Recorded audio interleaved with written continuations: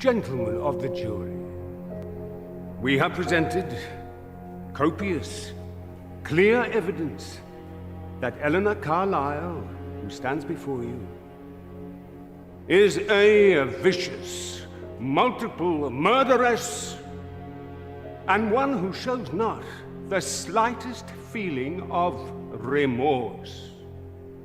No remorse. That's right. I feel nothing. Why should I? When you have wanted someone dead, longed for it, planned it, and watched till you see the last flicker of life in the eyes. We ask you now to contemplate the full horror of the second cold-blooded murder, wickedly planned and executed on a hot afternoon at Hunterbury. The deadly salmon paste, so thickly spread. He's trying to see just exactly why I did it. What I felt. All of it seems so inevitable now. As if it began years and years ago, and yet it was only last summer. The beginning that seemed happy.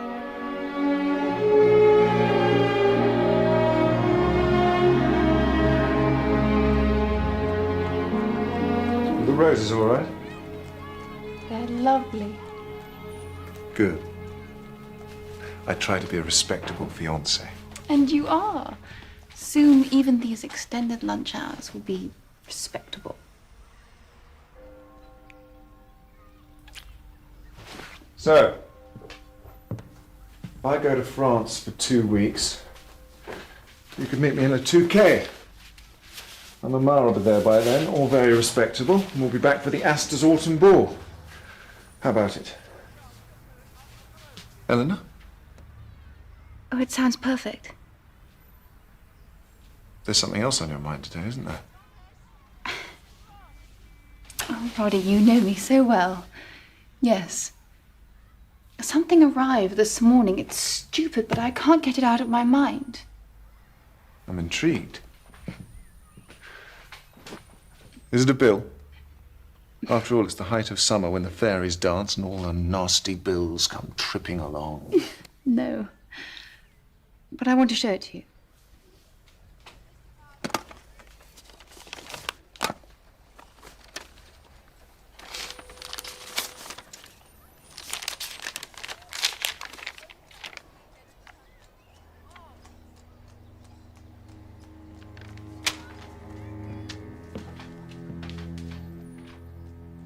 Warn you.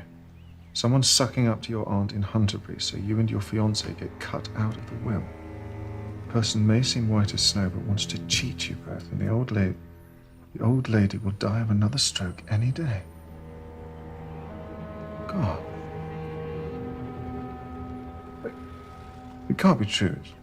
It's just someone out to cause trouble. Yes. I'm sure you're right. It was quite a shock, though. We haven't been down there this month. So we should go. Because of this. No, not just this. You care for her. So do I, but the house matters. And think of the summers we spent there as children. She always said she wanted one of us to have it, which means both of us now we're engaged. So what in heaven's name's wrong with making sure? Oh, Roddy, I'd love to go down. Then it's settled. Roddy, I decided to bring the letter after all. I want to show it to Dr. Lord. Oh. You sure that's wise? Yes. If anyone knows who sent it, he would. But darling, it's so poisonous. Oh, well. If you must, I still say you should burn it.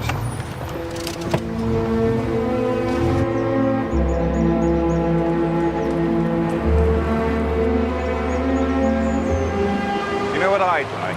Sometimes when we're married and living here together, we'll send all the servants away and do just exactly what we want. Oh, yes? And what about your meals? We'll eat with our fingers by the fire. Yes. We won't allow anyone to disturb us. Just you and me and the wind in the trees.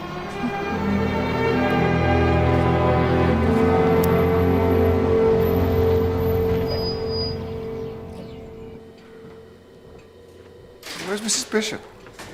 I don't know, somewhere. The hall is always so dark. Oh, Good Lord. I never did get used to this lift. Such a shame she doesn't use it now. No, she doesn't even come out of her room anymore. Miss Carlisle, Mr. Winter, I'm so sorry. The nurses are coping well, though the last stroke did take your aunt so badly. And look, here's another great help. Just back from her studies in Germany. You must both remember Mary, of course, the gardener's daughter. Hello, Elinor. Roddy. Hello, Mary. Well, it's been a while. Hello, Miss Carlisle. Mr. Winter, how good to see you. Well, she's not so bad today, but she may be asleep now. Would you like to go in? Yes, I think so. Will you excuse us, please? Thank you, Nurse Hopkins. Would you like some tea? Oh, no, thank you. I don't drink tea. Mr. Winter? Oh, yes, please.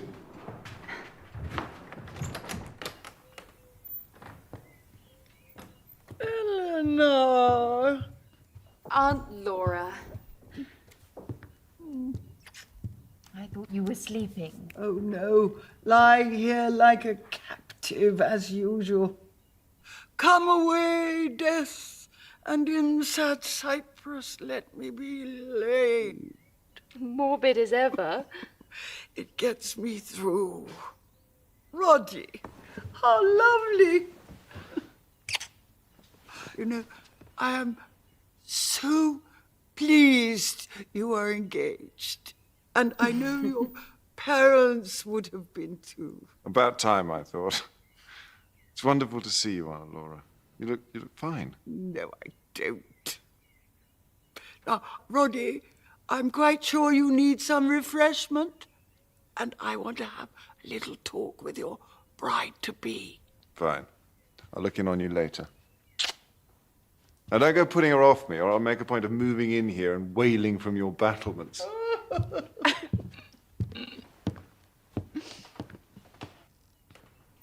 Did you see Mary? Yes. I was astonished. When did she get back? Oh, a few weeks ago. I'm sure I told you. Isn't she beautiful? I am so glad she has come back from Germany, Eleanor. She has been very good to me. And I'm so pleased you and Roddy are together. You do care for him. Of course I do. Enough and not too much. What? Oh, it's just something we used to say. How you should never care too much for a man. Aunt Laura, tell me something, honestly. Do you think love is ever a happy thing? Oh, Eleanor. Perhaps it always brings more sorrow than joy. But who could do without it? Anyone who has never really loved hasn't lived.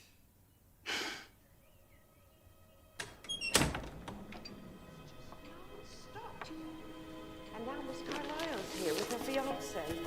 Miss Carlisle is still in with her now. Miss Carlisle, the niece? Is that right? Never was that sure about her, to be honest. No? Tries too hard. Now, they're calling them kissing cousins in the Tatler, but she's lucky to have caught him, and she knows it. Behind the eyes, she's nervous as a kitten. I remember I was dripping with sweat. I could hardly hold on. But you did. You got right to the top, didn't you? I think you must have lost your grip. I couldn't help it. My hands were slipping with the perspiration. And then you fell at my feet laughing. Oh, hello, Eleanor. We were just remembering the old times. Of course. We'll have lots to talk about. There's tea in the dining room.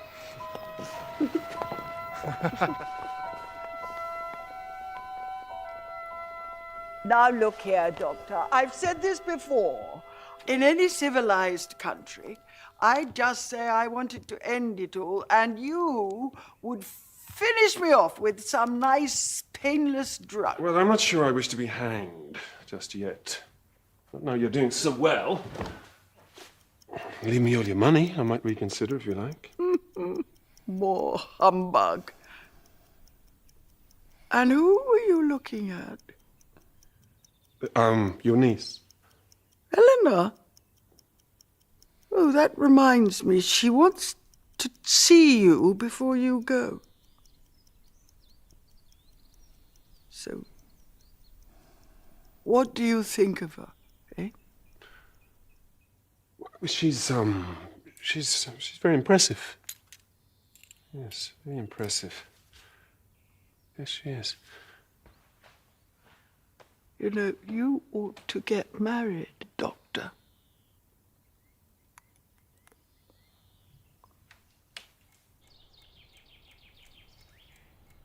I'm sorry. I just couldn't think of anyone else to take into our confidence. No, I'm flattered. But you're right, this is a horrible thing. I suppose it must be someone in the village. But who could the letter be referring to? Who has access to our aunt other than the nurses? Well, Ted Holick, the gardener, is up there. He helps carry the oxygen. Mrs. Bishop goes in, the vicar, myself. Mary Gerrard is there a lot, of course. Nurse O'Brien lives in, and now, of course, Nurse Hopkins comes in every day, too. I suppose Mary is the newest here. Could somebody be jealous of her? Does she have a suitor? I don't think so. Though Ted Holick always did have a soft spot for her. It's probably nothing to do with her. I'm sorry. Somehow a thing like this just plays on your nerves. Just the idea of someone spying and trying to cause bad feeling. Yes, it's probably best forgotten. You have been kind, but it's idiotic of me to ask you to play detective. Shall we just burn it? No. Nobody need play detective. I know a real one. His name is Poirot. He's staying here a few days preparing evidence for a trial in Manbury. He's horribly bored. And I'm sure would leap at the chance of some diversion. He has some peculiarities, like his endless herbal teas. He's charming, and very, very discreet. Mon ami, the doctor who bears a message is always a sight most worrying. I hope you've not heard from one of my physicians. Of course not, Poirot. How are you? You settling in all right now? Is it any more comfortable? Well, for some, maybe. As for me, I have my work, of course, but what pleasure is there for me in the evidence of a case I solved 1 year since? No. I am, as you say, bored to the tears. Well, perhaps I can help you see a lady whom I admire a good deal has come to me with a problem. An anonymous letter. Ah, you mean there may be a little exercise at last? Well, don't get too excited. I'm sure it's trivial. Now there's Ted Holick with Mary Gerrard. She is a great favorite at Hunsbury House. You see, this letter is about that household. It's a grand film. It's garble and it's all set in Paris. I'm sorry, Ted. I've already said no. You set your eyes on someone else, is that it? No, of course not. Bon. I'm sorry. Enter, if you please. Thank you.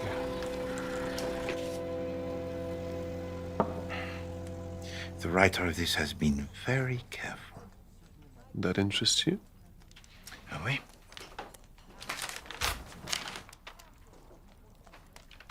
Regard the pressure on the page. Now regard the words. There is malice here. What is just as concerning, the pretense of malice. And I do not believe for one moment that the writer of this letter wishes to protect the interests of Elinor Carlisle. Unless, of course, Elinor Carlisle wrote this herself. That's a strange suggestion, Poirot. I could see how upset you was. Not strange to you, perhaps, mon ami, but once I found your strategy with your pawns most strange, and then you very nearly put me in check. That was a long time ago. To say the truth, when you came here, I thought this letter would be a thing just trivial. And yet, the care of its construction, something of the words and of the design, tells to me that is not the case. Of course, as you say, it may lead to nothing. So why, huh? Why do I sense the outlook may be dark? Miss Carlisle? Mrs. Bishop? Have you seen Mr. Winter? No, but I don't think he's upstairs. The garden, maybe? Oh, yes, of course. Thank you. Ah, he's nice enough, Mary dear. I'm sure you can do better. Yes, with your education especially. Now, do let us see what your aunt sent. Oh, I'm so sorry. I was looking for Mr. Winter. Oh, I haven't seen him. Have you, Mary? No, I've just come back from the post office. This is from my Aunt Mary in New Zealand, my mother's sister. I was named after her, so she always sends me things. That is kind. Yes, she emigrated before I was born, and now she's the only family I have left. What a lovely thing. Oh. Yes, it is. I'm sorry to interrupt you. You should show it to Mrs. Wellman. You know, she's been so kind to me. Only today she was saying that she might help me in the future, just like she did with my schooling.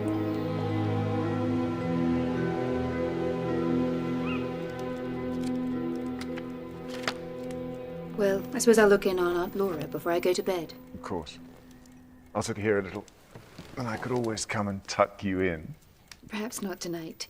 Mrs. Bishop may be doing her rounds. There's time enough. All right. I'll let you rest tonight. So, how did you like meeting Mary again? What? Oh, yes, she's a sweet girl.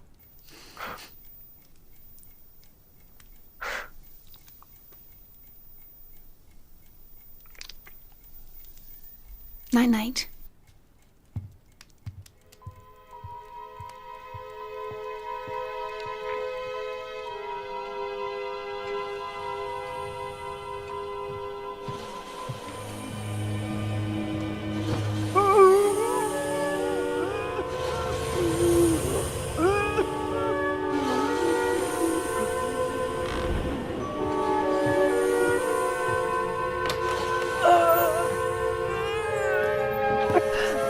What are you doing?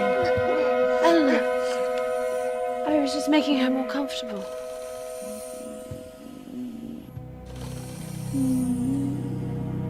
Oh, yes, of course. Good night. Good night.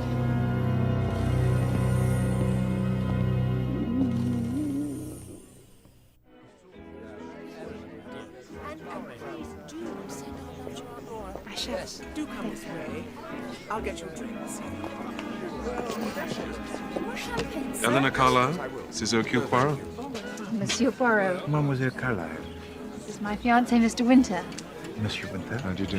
You are so grateful to you for coming. Oh, please, not at all. It is most kind of you to invite me. We are honored.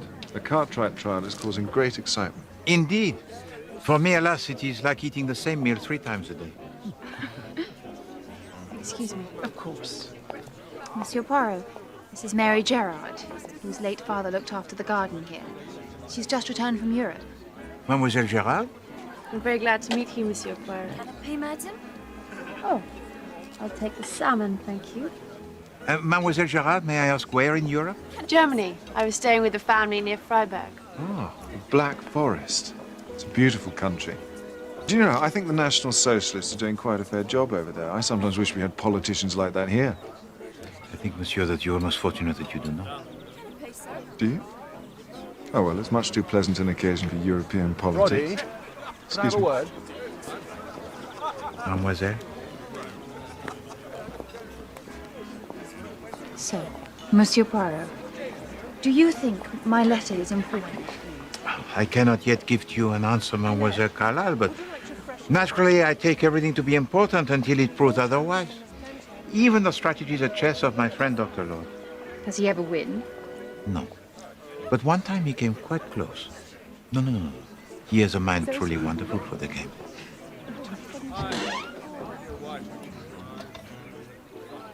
That is my aunt, Monsieur Poirot. She's too ill to join us, I'm afraid.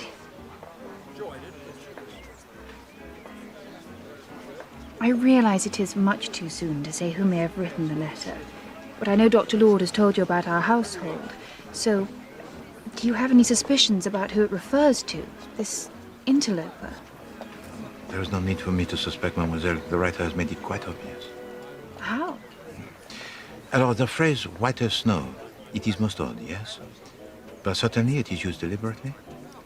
So tell to me, mademoiselle, who was it that had the little lamb whose fleece was white as snow? Mary.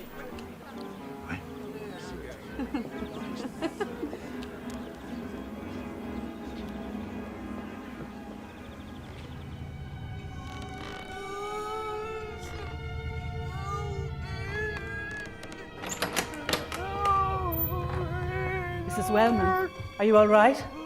Oh, dear. You're not yourself. Now, don't you get agitated. You've had another turn. I'll call doctor.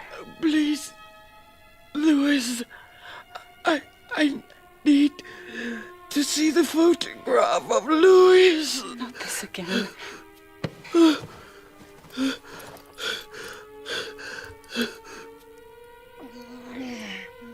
Please, I can't open your private things. I must get the doctor.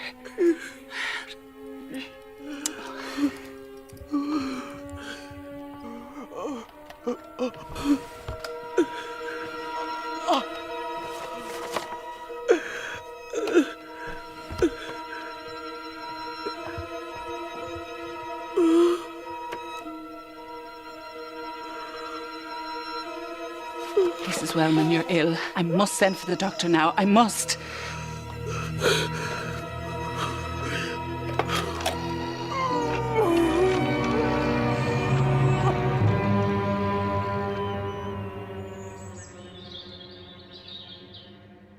It's all right, it's all right. Keep calm. Don't excite yourself. You want somebody to come.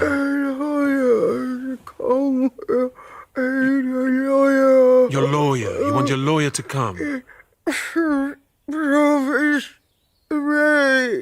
Provision?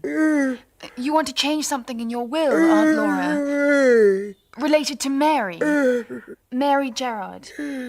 I'll call the lawyers and Seddon should be here directly. Please don't worry yourself about it. That's right. Rest now, rest now. It will be done.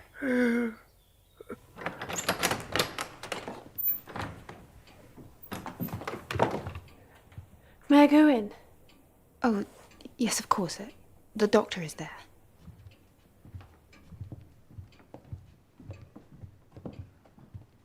I see. Yes. Well, thank you. I'll meet him here tomorrow. Goodbye. Seddon can't be here until tomorrow. Is that all right? Yes, I think so. She's had another stroke, but I'm sure she has a little time yet. I've seen some improvement since last night.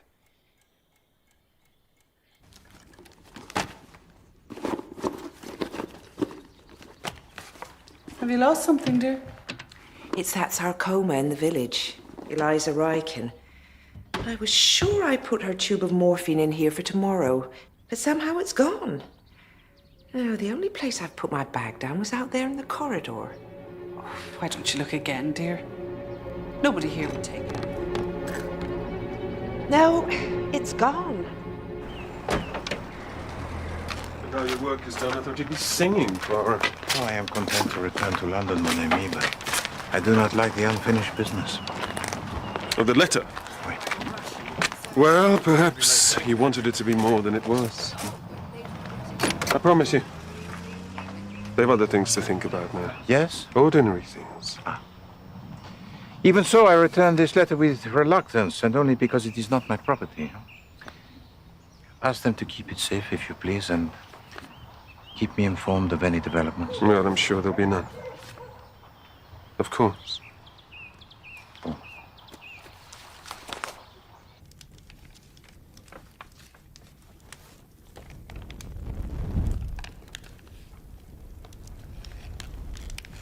There was no sense in hanging on to it. Even your detective failed to get anywhere. But Roddy, he asked us to keep it safe. Well, no doubt to cover his own failure. He's gone now. We have more important things to think about. Thank God the doctor said she may come out of this.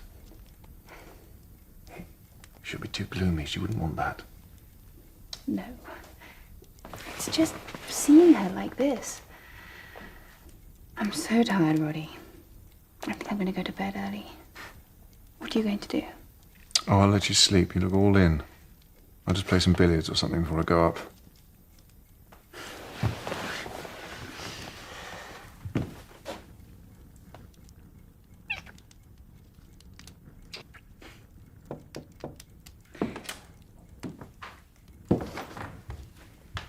Eleanor, Nurse Hopkins is happy to stay tonight and take over from Nurse O'Brien, but she would like a word. Oh, thank you, Mary. Are you off home now, or...? Well, I'd really like to stay. Of course. If you want to stay close by, you can use the room at the end. My aunt would like that. Thank you. Good night.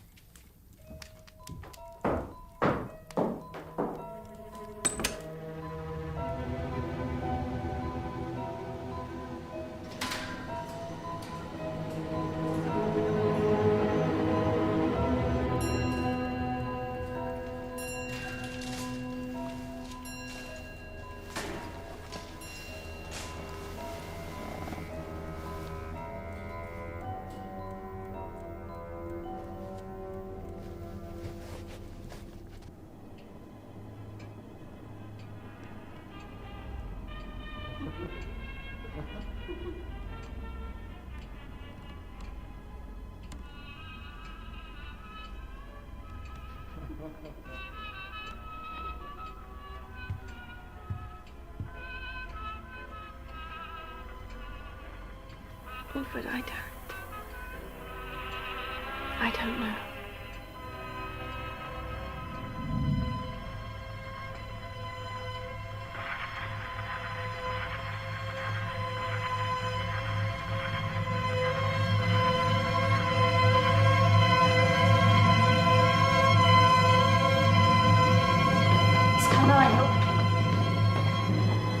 Miss Carlisle, Mrs. Wellman's been taken very bad.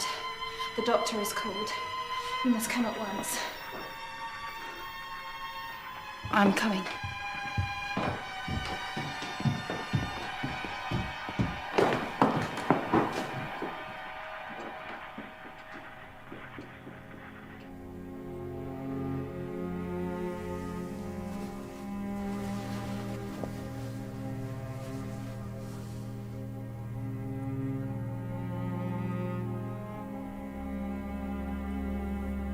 Very sorry.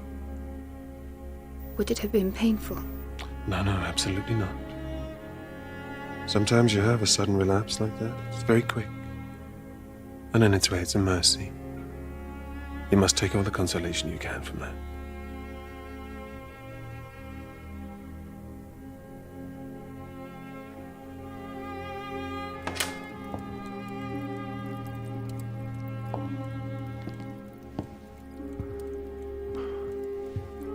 I'm so sorry, Eleanor. But thank God for it, I say.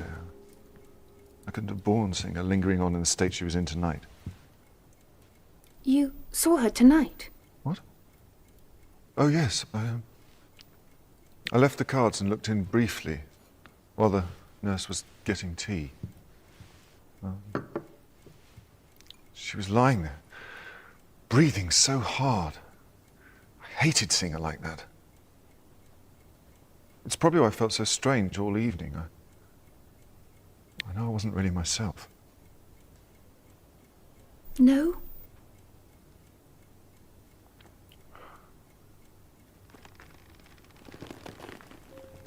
You should go to bed.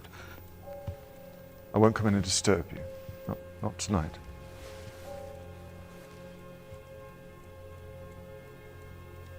Good night, Roddy.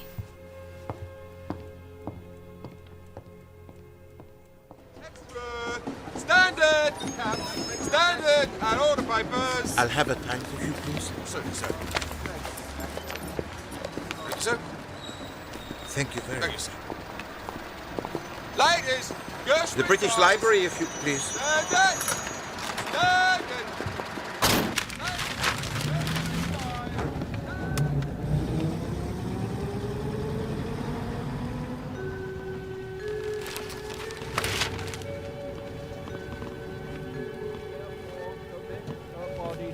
ground, earth to earth, ashes to ashes, dust to dust, in the sure and certain hope of the resurrection to eternal life. Amen.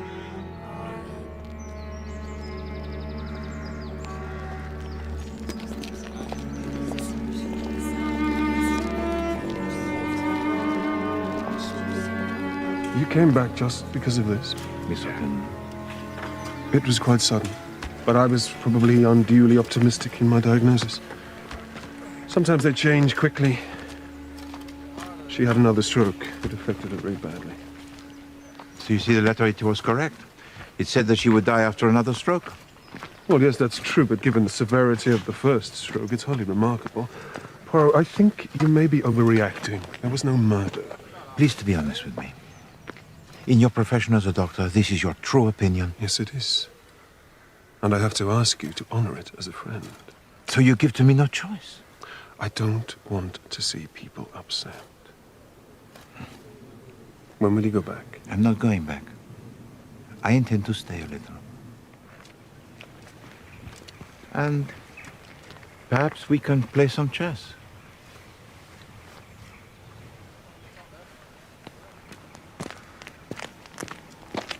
Well, now, we're nearly all done here. But what a terrible shame they didn't offer the village a cup of tea. It's just not the same without it. Maybe, but Miss Carlisle didn't look good at all. I doubt she had the strength. Strength enough to hear the will, though, you notice. The lawyer's down there with her now, and Mrs. Wellman would have made sure there was refreshment after her funeral. You mark my words. Oh, I meant to ask you, dear, did you find that tube of morphine all right when you went home? No, I did not. I don't understand it. But there were some papers and things I threw out, so it may have been there. Yes, that must have been it. I wouldn't worry about it anymore if I were you, dear. Well, time to say goodbye.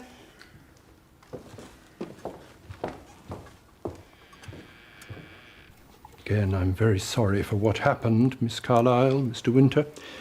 And I count it a great pity she didn't summon me earlier. Mr. Seddon, it's perfectly obvious she wanted to alter her will. I mean, that's clear to everyone. She mentioned Mary, and she wanted to change it. Miss Carlisle, I can assure you of one thing. You are wrong in that assumption. There could be no change as such. You see, your aunt made no will. What? But that's extraordinary. Not, I fear, as extraordinary as you might think, Mr. Winter. People are often superstitious. They think if they make a will, it means they'll die, so they put it off.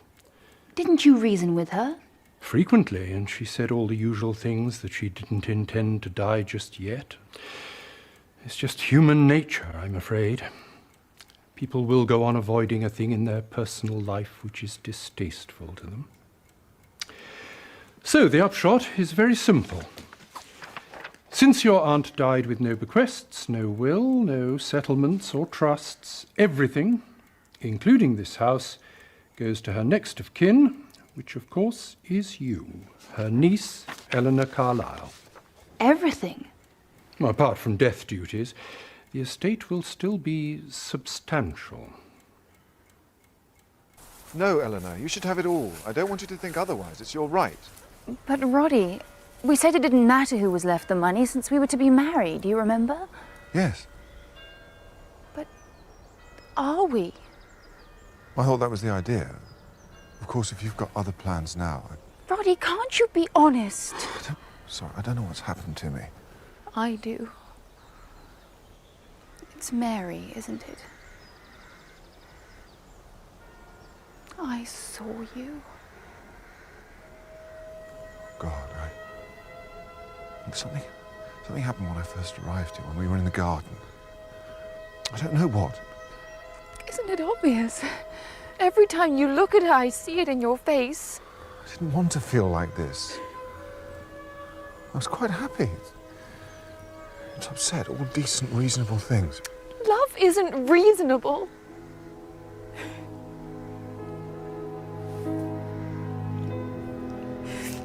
You'd better take this back, Roddy.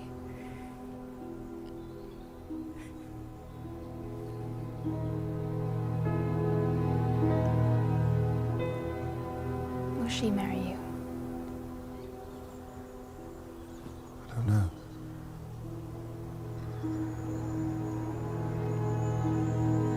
I'll give it time. Take the fortnight in France. Clear your head. If you still feel the same after you're back, then that's the time to pursue it. I didn't deserve you. Even as a friend.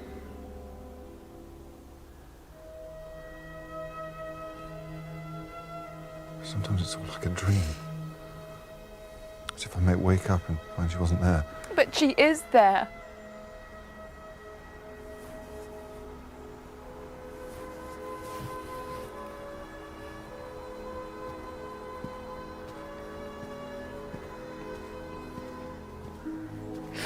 Damn you, Mary.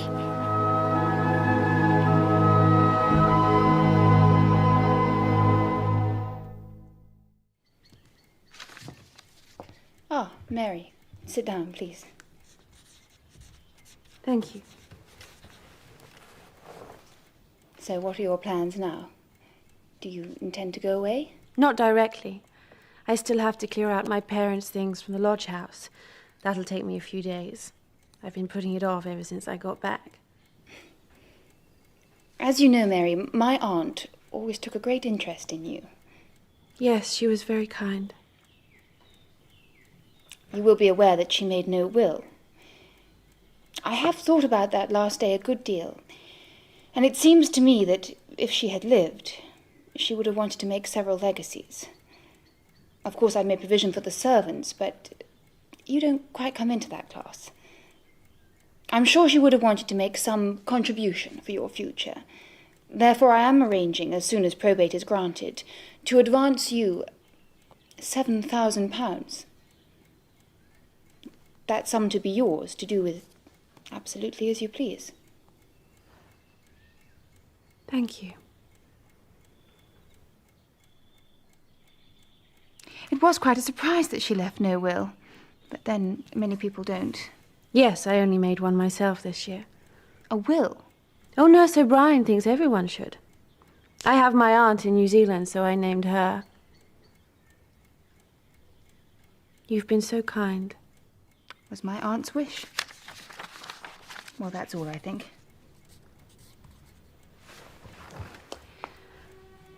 Thank you.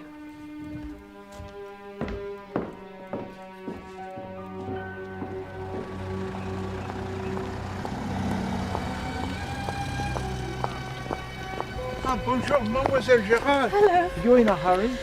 Oh, well, I've just heard some good news and I'm on my way to meet someone. I'm very pleased for you, Mademoiselle. Mademoiselle, is it your intention to remain in the village? Oh, I'm staying here for now. Oh, yes, yes, of course. Oh, pardon, I will not detain you further. Mademoiselle, please be careful as you go. Of course.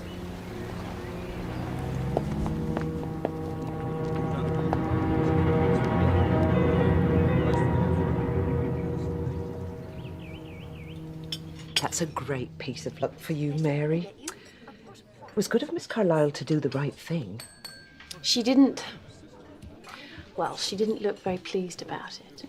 Hardly surprising after what happened with you and Mr. Winter now, is it, dear? Nurse, that's hardly our business. Oh, sorry, dear, but the whole village must be talking about it. I didn't lead him on. Ah, but has he made you an offer? The truth is, he's indicated. Oh, well, there you are now. Isn't that romantic? Oh. Excuse me. I do hope it's all right. You wonder if it won't hurt her in the end. I know, and that family at the house has not always been lucky in love.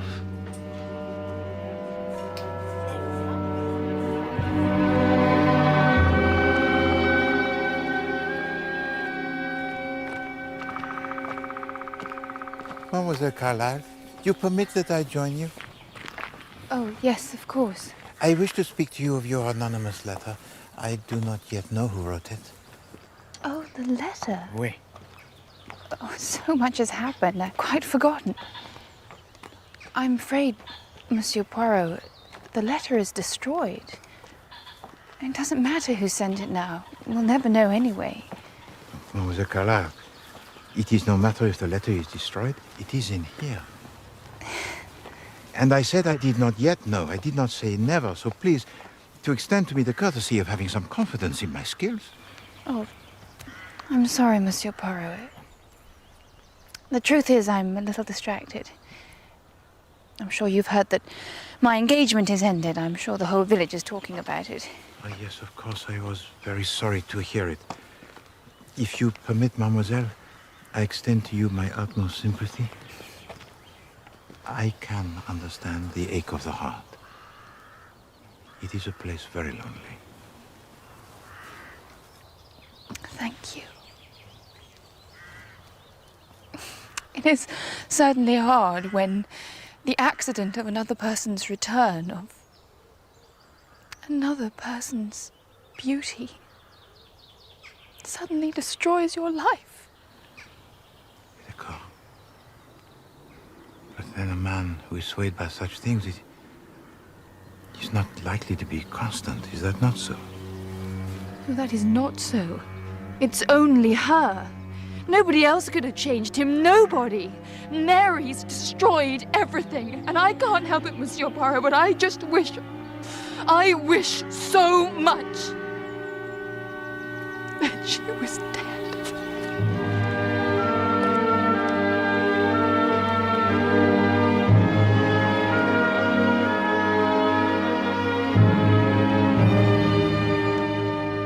Come on, Poirot, drink it. You see, it troubles you also, my dear doctor. To the glass it is poured, it is perfect in every way, and yet I choose not to drink. I wait, and this troubles you. What are you thinking? About action that is uncompleted. Action that is suspended. Like this. Pouring without drinking, and yet surely once it is poured, it will be drunk, eh? But no.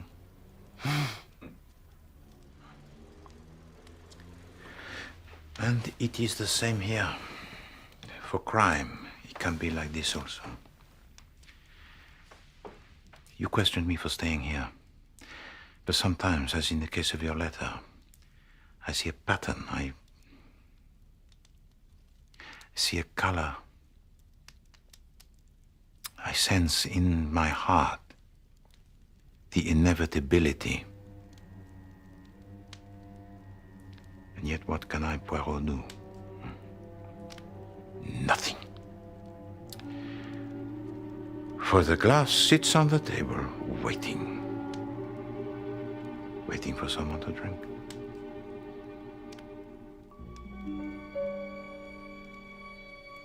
Me? The cook and the maids have taken a week, as you asked them, but I don't require time off. And you shouldn't be alone in the house. It's not right. Mrs. Bishop, I just want to go quietly through my aunt's things. I don't need anyone, you see. I'm almost certainly going to sell.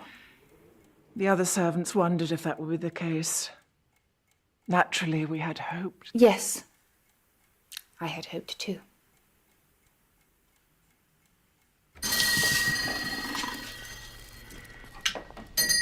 Miss Carlisle, what can I do for you? I wanted some sandwich paste, Mr. Turner.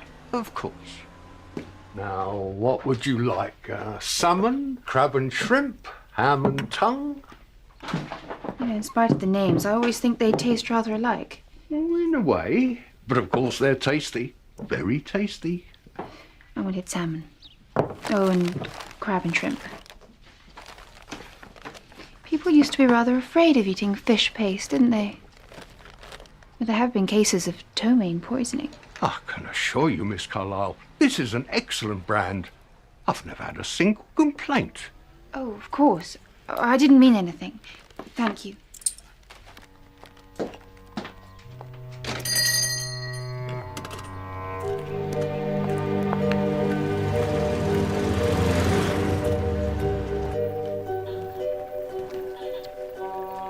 Hurry, Mary. Miss Carlisle is expecting us for lunch. All right, that's the last of the living room cleared. What a tangle. Have you come across any old gardening gloves in there, Mary? Hold on.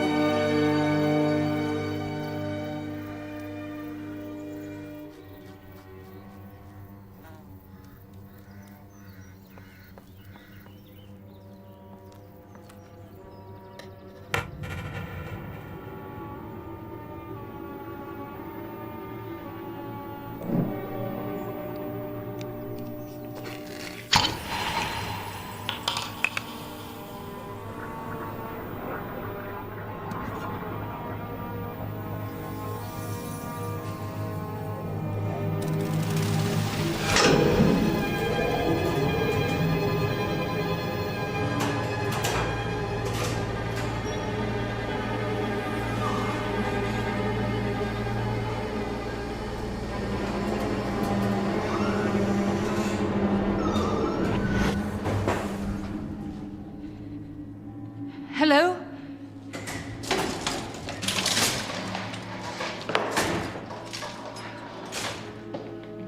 Sorry, did I give you a fright? I was just getting my other apron. Of course. I'm making sandwiches. I saw Mr. Winter in the village. Is he back again so soon? What? No, Roddy's not here. He's still abroad. It certainly looked like him. Maybe I'm wrong. Yes.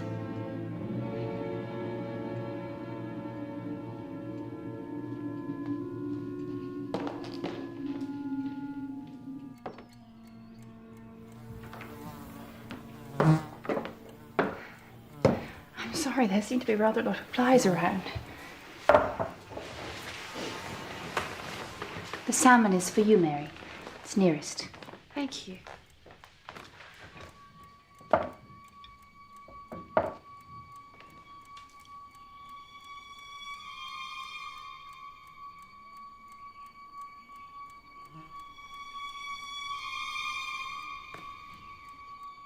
Oh, I'm sorry. The others are crab and shrimp. Thank you. I meant to get some coffee, but I quite forgot in the end. Well, if there's tea, I can make some. Oh, yes. Not for me, but please.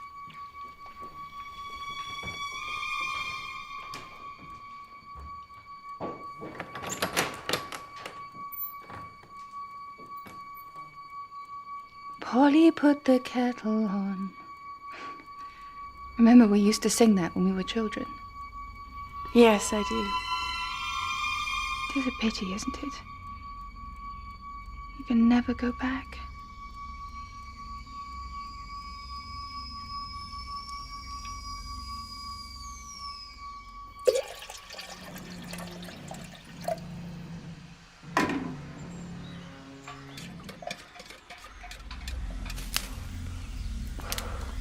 Here we are.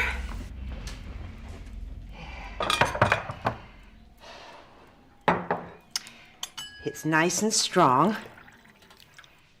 There you are, Mary. Thank you. This was very thoughtful of you, Miss Carlisle. It's a nuisance to have to break off and go into the village for lunch.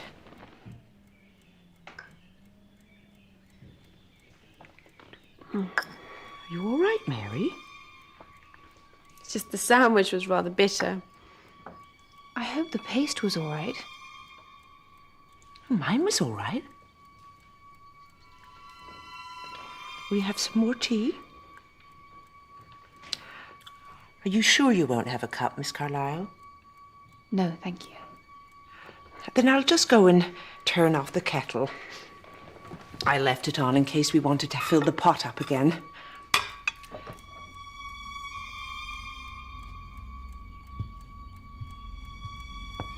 Mary. Yes?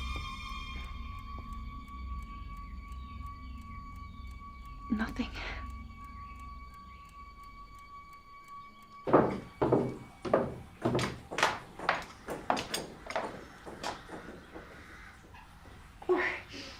I thought I saw a man outside. Is there someone here? No, only Ted. He wasn't in. Oh, it's quite hot in here. Yes, it faces south. Well, I tidied up the other plates. Let me finish these. Thank you. Did you prick yourself? Oh, no. It was the rose trellis. It's quite a jungle. I may have to ask Ted to help us. You all right, Miss Carlisle? You're not looking quite the thing. Oh, well, I just want to get all this clearing done. Well, I'll be up when I'm finished down here.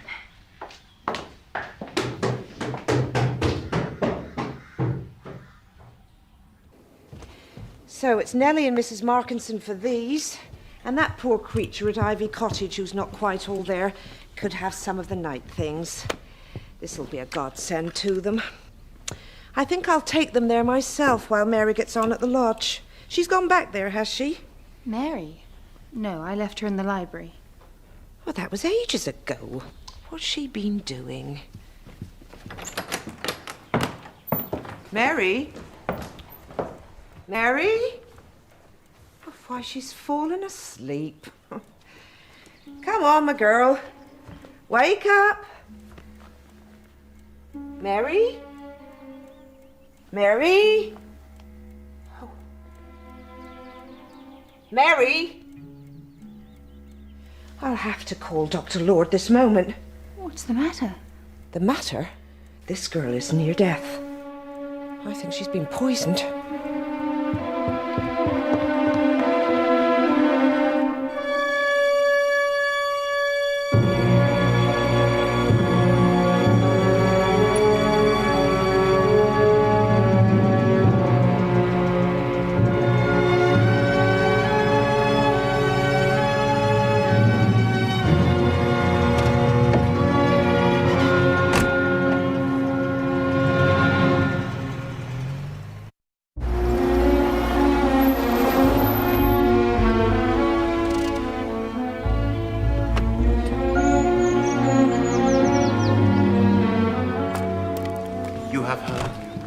Elinor Carlisle has been charged with murder, yes.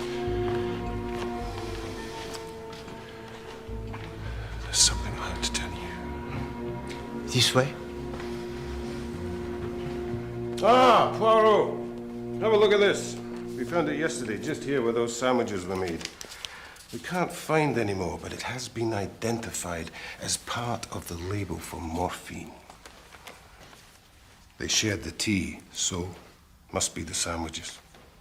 Are you aware that the file of morphine disappeared from this house? What? Dr. Lord here just told me of it. It was in the bag of the nurse. I'm sure the nurses will confirm it. So, Miss Carlisle had ample opportunity to take it and use it. And her motive is clear. She was distraught that her fiancé had abandoned her for the deceased. Of course, there are some difficulties, like the fact they all ate the sandwiches. It is scarcely a difficulty if you read the statements. Yes, they all ate the sandwiches, but the poison, it only needed to be in one. And the favorite of Mary Gerrard, as Elinor Carlisle herself testifies, it was the salmon. Then that's how it was done. Then there's your anonymous letter. That doesn't really fit. Why not? Let us suppose that Elinor Carlisle was most anxious about the return of Mary Gerrard, for there is much talk of her beauty. And she knows that her fiancé and Mary were close in the past, and that they were bound to meet together here. So Elinor Carlisle herself writes the anonymous letter, hoping to turn him against Mary. She wishes him to think that she is a girl out for what she can get. But it does not work. She loses him. And so she is driven to a crime far more desperate. Well, how could she hope to get away with it? My dear doctor, I am describing a crime of passion. Poirot, how could you do that? How could you build the case against Elinor Carlisle? She's not a murderer. How can you be so certain? You saw her qualities. Wait, and I also saw her pay. She is not capable of it. On the contrary, she is more than capable. That man in there has no idea of the woman. My dear doctor, do you suppose I was advancing the case to help him? Given the facts that I see here, any prosecuting counsel, any idiot of a magistrate will come to the conclusions that I have just advanced like that. think that it is fair to say that you are partial. I don't deny it. But she didn't do this. Please, I'm begging you, help me find the truth. My dear doctor, you ask for my help, but I do not think you have been completely honest with me. I still have my suspicions about the death of Laura Wellman, and I am going to ask the police to exhume her body. And so I ask you again to tell me truthfully, what will they find? I don't know. But possibly morphine. Mon Dieu, I do not understand you. You told to me otherwise. You made me hold back. As a friend, you said. Good God, Poirot, please. I never dreamt of such a thing. I thought that it was probably natural. But there was another possibility. I was aware that she might have taken the drug herself. You see, she'd often talked of it. Oh, I comprehend. You were playing the merciful doctor. Huh? As I say, she talked of it. Under such circumstances, I didn't wish to cause a scandal by insisting on an autopsy. Therefore, I must insist that you are now completely honest with me. You did not give her the drug at her request. I swear to you I didn't. I told her myself I have no wish to be hanged. I wouldn't do it. Very well. All the same, I wish you had told me you had the suspicions. Because if you are right, it will be worse now for Elinor Carlisle than even I could have thought.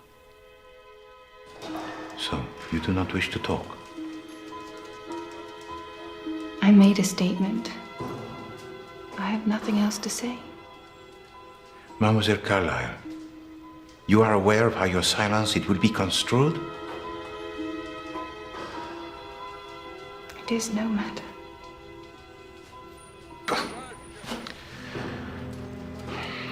It's such a shock, I can tell you. Now, we'll have some tea. Merci. Like I told the police, Monsieur Poirot, Miss Carlisle was so strange, very strange in her manner. I'd thought it for days, but that afternoon she was downright odd. Talking as if she didn't know what she was saying, and her eyes so bright and queer.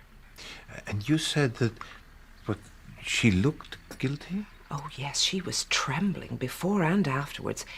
It was as if she'd been caught out. And those sandwiches that she made, did they look the same? Well, they were not on different bread? No, definitely not. White bread looked very much the same. But Mary had the salmon and we had the crab. And when I think of how poor Mary was when we found her, she was one of the most beautiful girls I ever saw, Mr. Poirot. And not stuck up as she could have been. The old lady had taken a tremendous fancy to her. Surprising, perhaps. Oh, that depends. Might be quite natural in one way. And surely it does an elderly person good to have a young face about. I see. And there's nothing else, huh? Nothing else at all that you can tell to me about Mary Gerrard?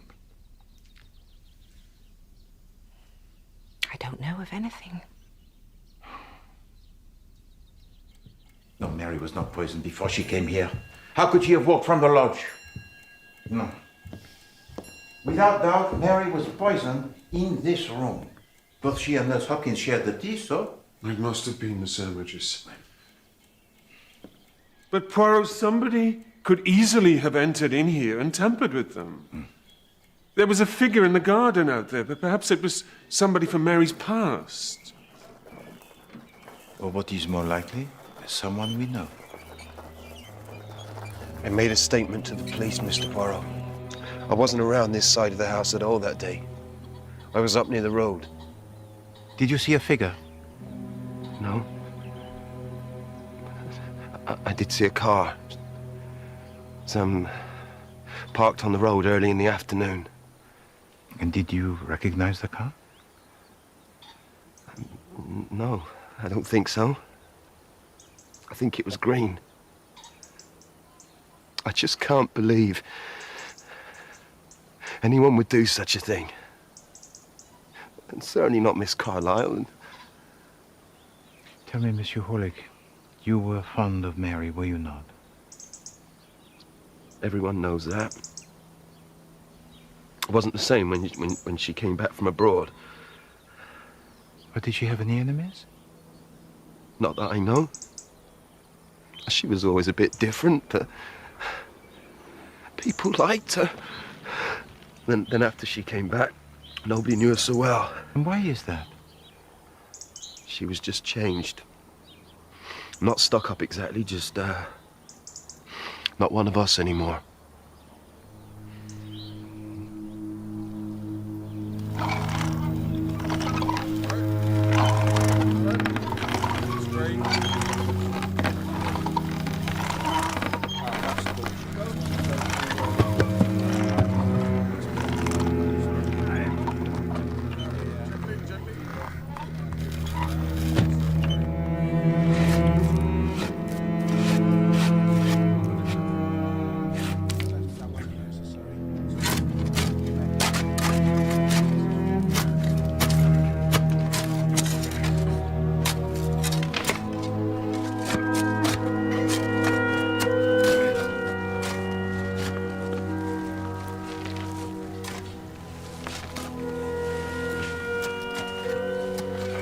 This is for Mary.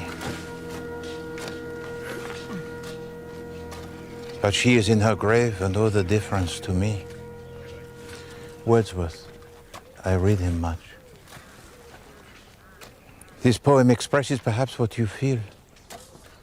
Yes. I suppose it's widely known what I feel.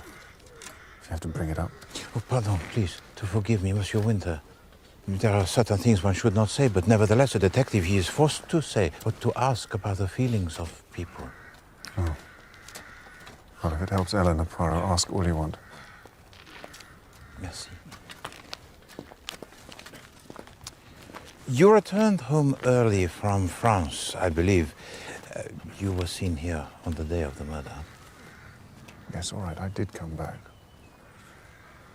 I didn't want Elinor to know. You see, I decided to ask Mary to marry me. And you saw her? No. No, I didn't. You see, she wasn't expecting me, so I decided to wait. I certainly wasn't going to barge into Hunterbury. I waited here, close to Mary's lodgings. And of course, Mary, she never came. I saw an ambulance, police cars. People were talking. I overheard what they said. I couldn't face anyone, so I took a train back into town and waited for news. And I learned she was dead. I felt like... And you do not think Elinor did this? No, of course not. The fact that they dragged Elinor into this makes it even more tragic. So if she escapes the gallows, you will reconsider your engagement? What do you think I am? Of course not. It has ended. But I want her to be all right. She's a very decent person. Better than... Than you? Is that what you were going to say?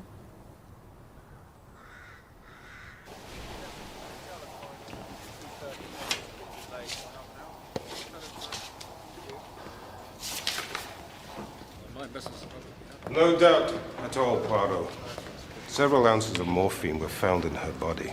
It was administered on the day she died.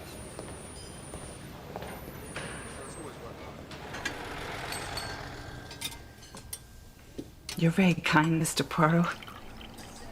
I am happy to answer your questions. Of course, I heard about Mrs. Wellman. What a terrible thing, too. And you had no suspicions at that time? Not the least in the world. So tell to me, if you please. Did anyone else enter the room of Madame Wellman that night, other than Mademoiselle Carlisle? I never left her side, except when Miss Carlisle came in. Oh, she was so bold and clever, that one. So why would she have wanted to do it? For the money. That's why. She knew quite well if she didn't do it, every penny would go to Mary Gerrard, and that's the truth. So Mary Gerrard was a girl who was scheming and clever? No. Oh, that's a terrible thing to say. Mrs. Wellman adored her. She was a very sweet girl. but not one of us. Pardon. She was an only child. Is it possible, perhaps, that she could have been adopted? What? No, certainly not. I must say, this is a lovely cake. She made a will, is that correct? Awful. Awful to think of it now. Nurse Hopkins and I advised her it was a good thing to do. We thought she should, since she had expectations. I wish we'd never mentioned it now, I do. So the £7,000 goes to an aunt. She has no other family here? Just her mother's sister who's nursing out in New Zealand. I've written to the old lady, and what a terrible shock it will be, too. So will Miss Carlisle be hanged?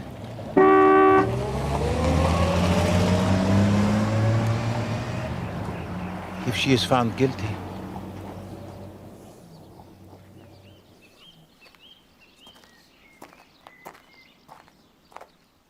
Mrs. Wellman, whose money went to Elinor Carlisle, was murdered by morphine.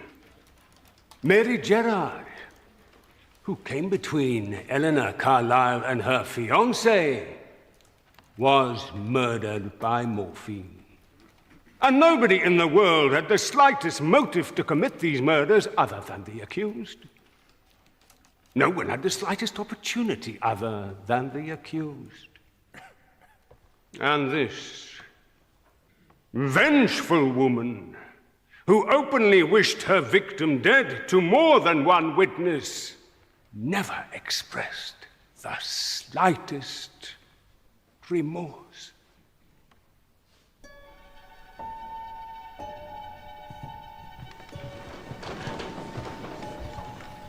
Gentlemen of the jury, what is your verdict?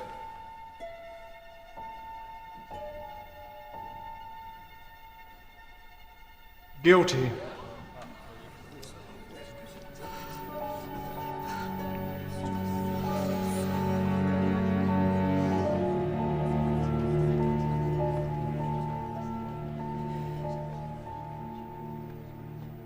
Elinor Carlisle, you are sentenced to be taken hence to the prison in which you were last confined, and from there to a place of execution, where you will be hanged from the neck until dead.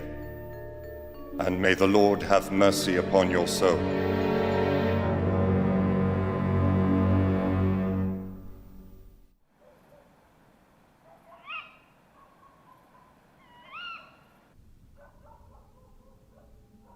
Monsieur Poirot? Monsieur Poirot? Mademoiselle, please be careful as you go. Of course. Of course.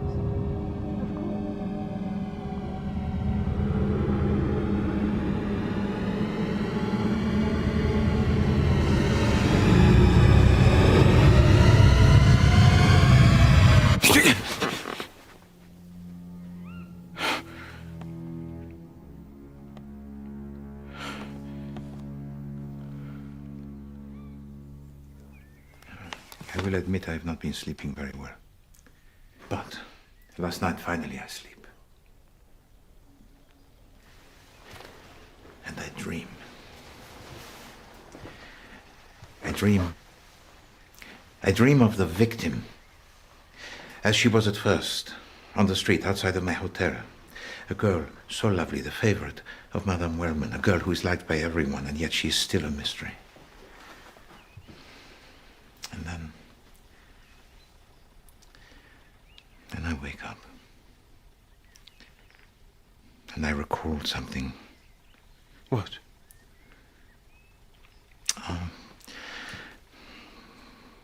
It is a detail. In fact, it is half a detail, 1/20th of a detail. But yes, my friend, it worries me. Something that the nurse Hopkins said concerning Mary. What about her? Yes, what about her? What is behind her? You're not making sense. And suddenly I see that there is something that the good Nurse Hopkins, she does not wish me to know, that she thinks has no bearing on the crime, but I believe that it may. Well, surely she would realize that. No, my dear doctor, Nurse Hopkins is a woman of high intelligence within her limitations, but her intellect is hardly equal to that of mine. She might not see it, but Hercule Poirot, he would. And suddenly there raises in my mind so many questions. No, I was right before. Something here is crooked.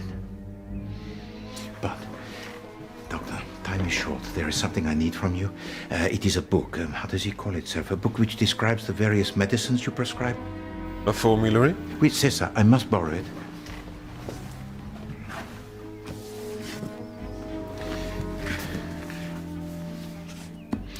Merci.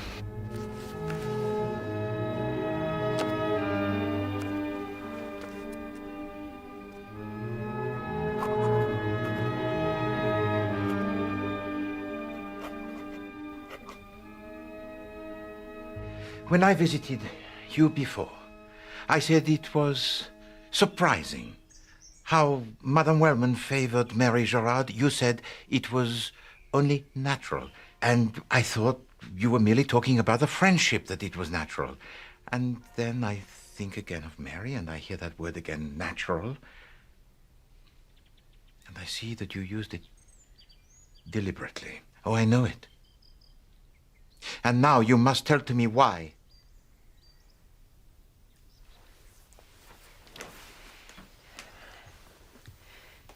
Nurse O'Brien and I had both heard the old lady crying out about something in her past. There was a man called Lewis, but we both knew there was much more to it than that. And then I found this in the lodge after Mary had died.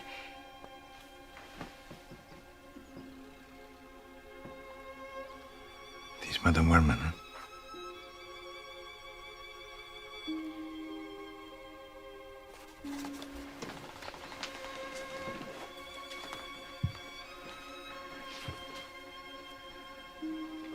And the baby? It's Mary Gerrard.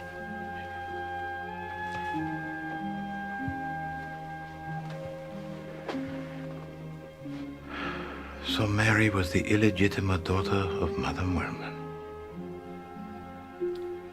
It's a sad story, as you'll see from the letter. The man couldn't marry her. He had his own family.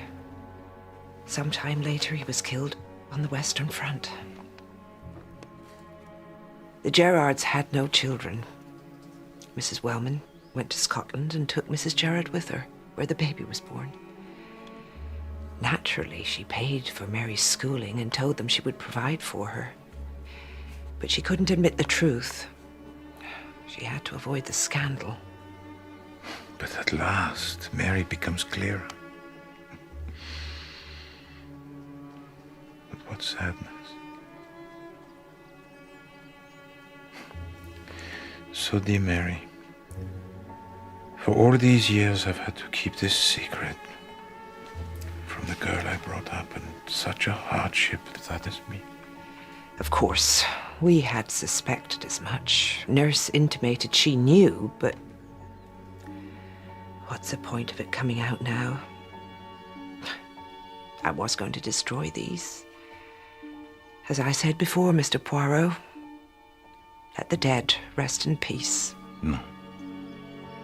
Not when one has to consider the living. Mademoiselle Carlisle, you would say nothing before. But now I know a little more. And I want to help you. I believe I can. But you must answer some questions about that day. I beg of you. Why? Is there any Purpose? Oh, yes, of course, there's a purpose. Please. Now, just tell it to me from the very beginning. Firstly, why did you give time off to the servants? I was upset. I wanted to be alone. And when you made the sandwiches, did you see anyone outside? No. All right, then you went to sort through some things of your aunt. Did you discover anything that affected you, or any private matters concerning your aunt? What? No.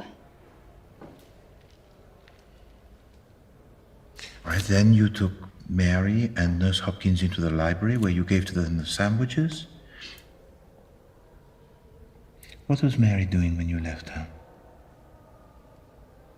She was on the sofa. She seemed normal. No. Each detail, if you please.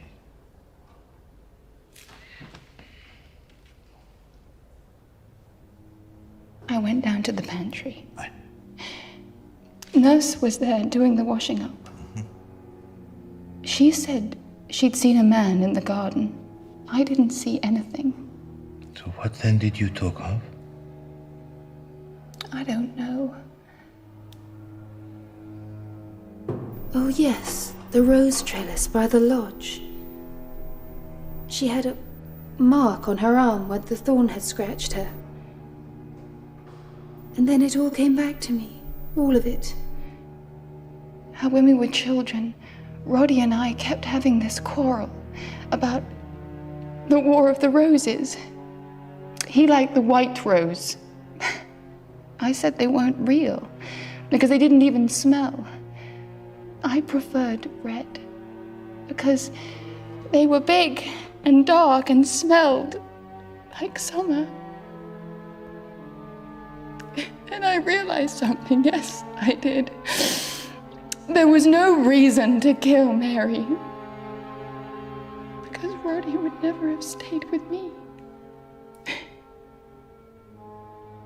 When I went back. When you went back, Mary was dying. You might as well ask me then, did I intend to kill Mary Gerrard? No. No, mademoiselle. Now, please, do forgive me. I have very little time. You have told to me all that I need. And there are some things I still do not wish to know.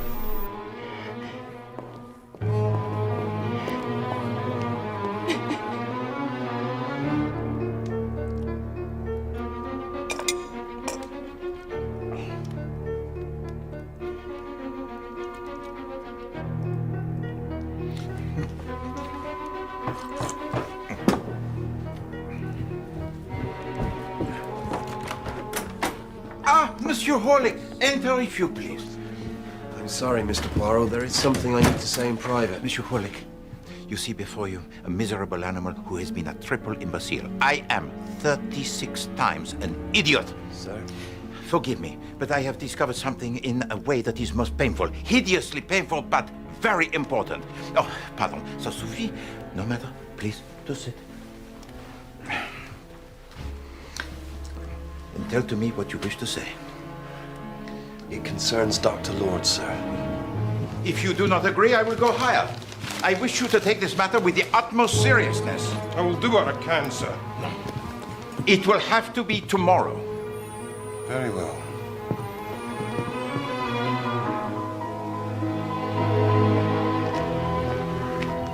Poirot, you realize we have less than a day and a night. Why did you ask me here? Because I wanted to show you this. The Zafrain Rose. So, isn't that Mr. Winter? What is going on? What did Elinor say? I will tell it to you. She told me of a quarrel a long time ago, and how she and Monsieur Winter were on different sides. And it made it very clear to me, mon ami, how she fell in love a long time ago with a man who could not return her feelings. And so, Doctor, I began to see through all the lies that had been told to me. Who has lied to you? Everyone. Particularly you. But at last the matter, it is almost concluded, for I have made a trap. Shall we go back to the house? I had the message from the inspector, Poirot, but can you tell me what this is all about? It strikes me as very unpleasant. I never wanted to see this room again. I'm not surprised. What does that mean? Gentlemen, please. I have concluded that nothing in this matter is what it seems. Firstly, we have heard that on the day of the murder, there was seen lurking in the garden a man who was very tall and who resembled you, Monsieur Winter. I told you I never came here. So would you be surprised to learn of the will of Mademoiselle Carlisle? I established it last night, that it leaves everything to you. I swear I had no idea. So perhaps you stood outside and observed her making the sandwiches and thought that they were for her. Alors, if she died, you would be a man very rich. This is outrageous. I told you I never came into the grounds. However, if she was hanged, you would be equally rich. So, let us assume, as did the trial, that the murder, it was successful. It is easy to imagine you or another being aware that Elinor Carlisle intended to invite Mary Gerrard here, and also to know that the preference of Mary was for the salmon paste. Now, both of these things, they were well known. Are you including me? I include everyone. Now, this person has the file of morphine, and the chance it comes. And this is what he finds. The sandwiches. One of salmon paste, the other two of shrimp and crab. Alors, our murderer approaches the sandwiches. And at once he observes that the color and the texture are identical. So which one is the salmon paste, huh?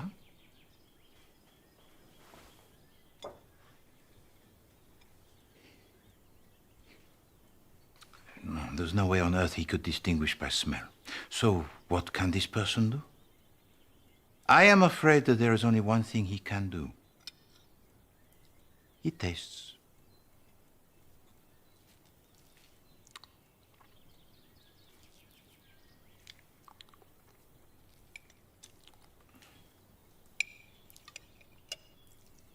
It was bad enough the first time.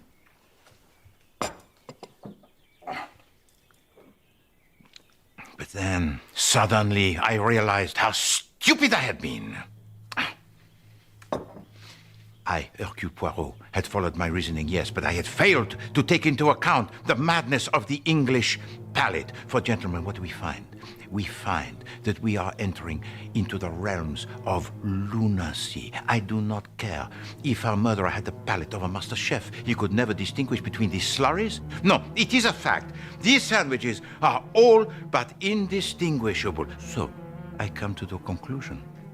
I, Hercule Poirot, do not care what was said at the trial. This could never, ever be the practical method of murder. So Elinor Carlisle did not poison the sandwich? No, she did not. Who did?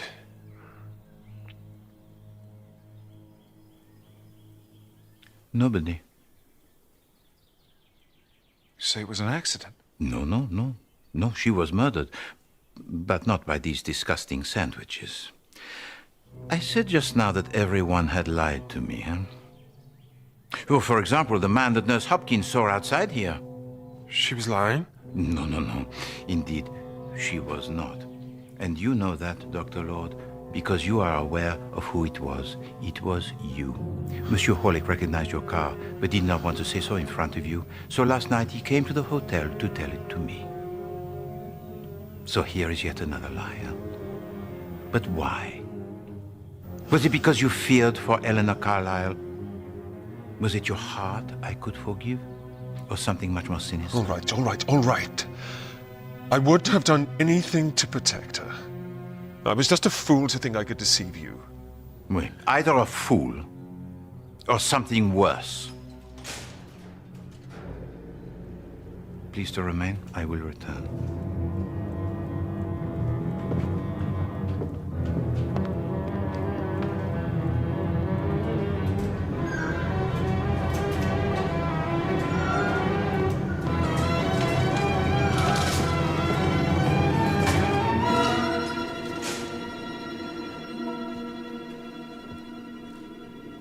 Do you believe in ghosts? No, of course not. I had a message to come here.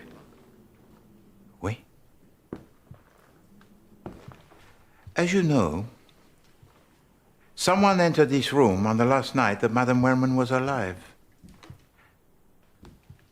and gave to her the morphine.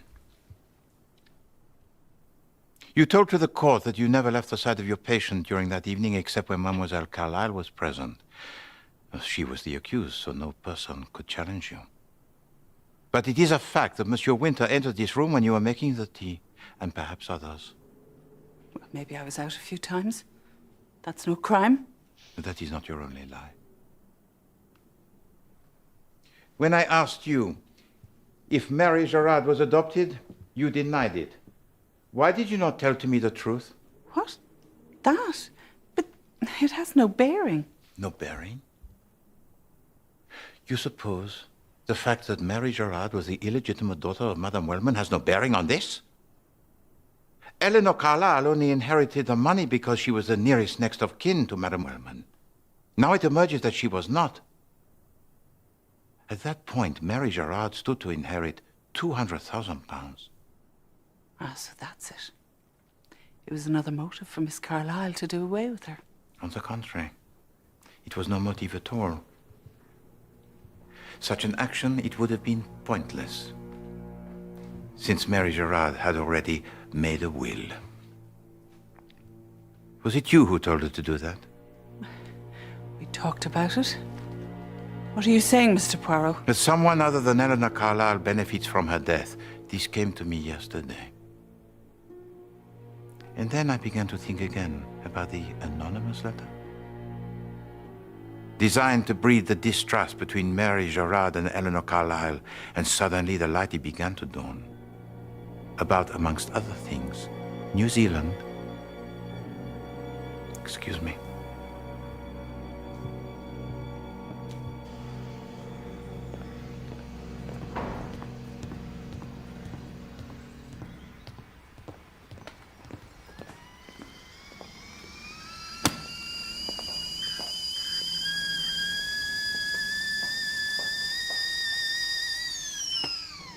Well, Mr. Poirot, so long as you wanted me here, I thought I'd make us a cup of tea. Oh, thank you. You are most kind. And now perhaps you'll please tell me what this is about? The truth is, Nurse Hopkins, I brought you here to talk to you about this rose. It is a rose on the trellis at the lodge. You were pricked, I believe, by its thorn. Yes. But as you can quite well regard, the Zafran rose, it has no thorn. Well, then it was a nail from the trellis. I thought it was a thorn. It's sharp enough, too. Your tea. Merci. Quite so. A mistake.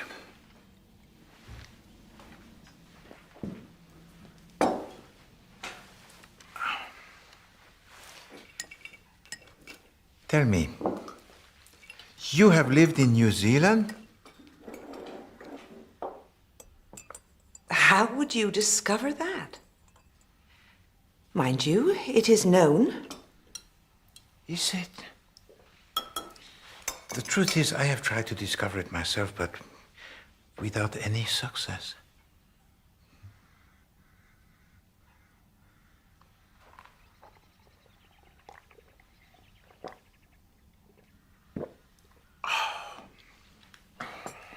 It little matters. But I did have a little more success in discovering your real name. Your first name is Mary, the same as Mary Gerrard.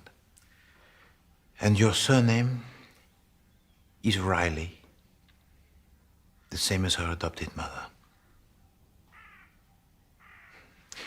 Poor Mary, she never guessed who you really were, did she? And that letter that you showed me, you never discovered it here at the lodge. No, it was a letter you received. You know, at the time I thought that the wording was rather strange. And so, dear Mary, I have had to keep this secret from the girl I brought up. So why would the writer address her daughter directly as Mary and then proceed to talk about her in the third person? Because it was not a mother writing to her daughter at all. No. It was a mother writing to her sister,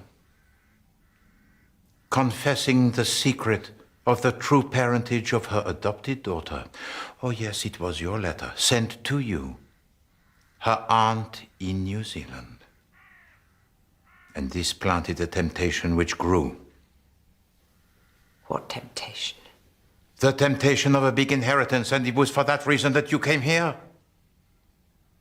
You tried to stir up feelings against Mary with your poison pen, the anonymous letter.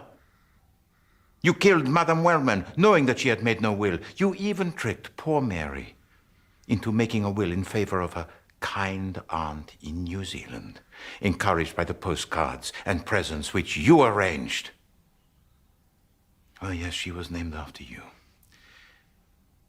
And yet you killed her. Later, you would have released that sad letter, ensuring that the settlement would change.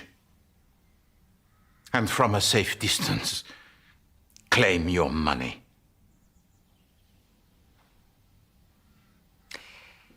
This is a strange sort of fiction, Mr. Poirot. But so long as you've finished your tea, I'll wash up.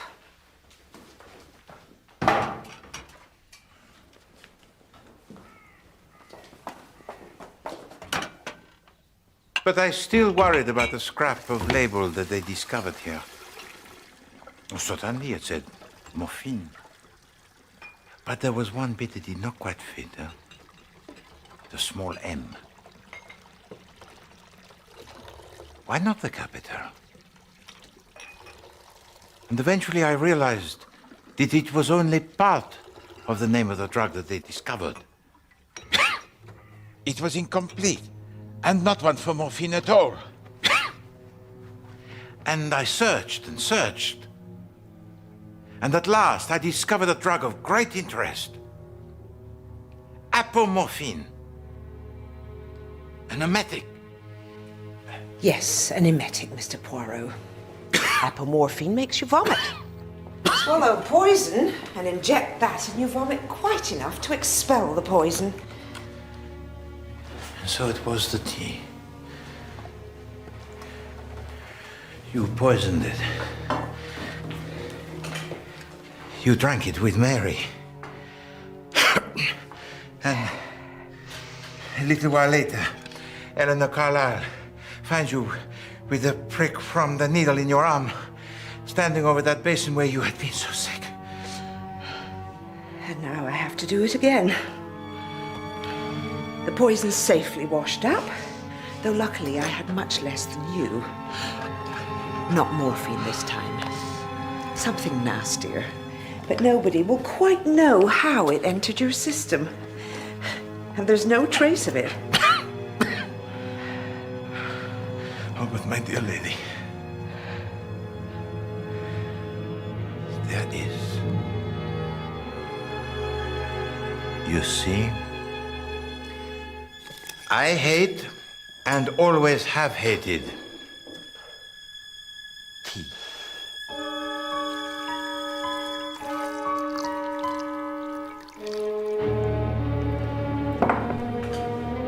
And here is your emetic. I removed it from your bag.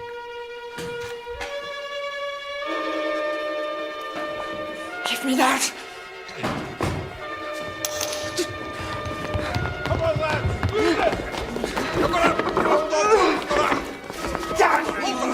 You filthy foreigner! There was no way they could have found out, none! Poirot, come now. We have a car waiting. We need to hurry. There's no time to waste. And Dr. Lord also, if you please. I think you will be needed. Monsieur Winter?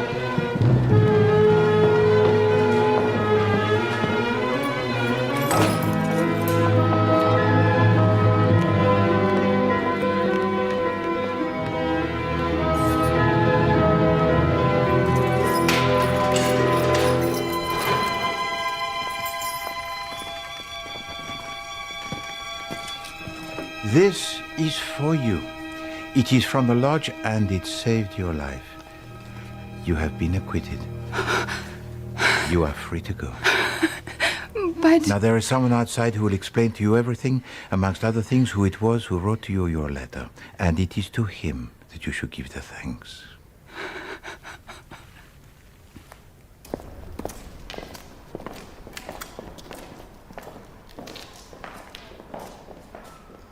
Monsieur Poirot, you know what I told you. Mademoiselle Carlisle, wanting a death is no crime. Bon. Now go.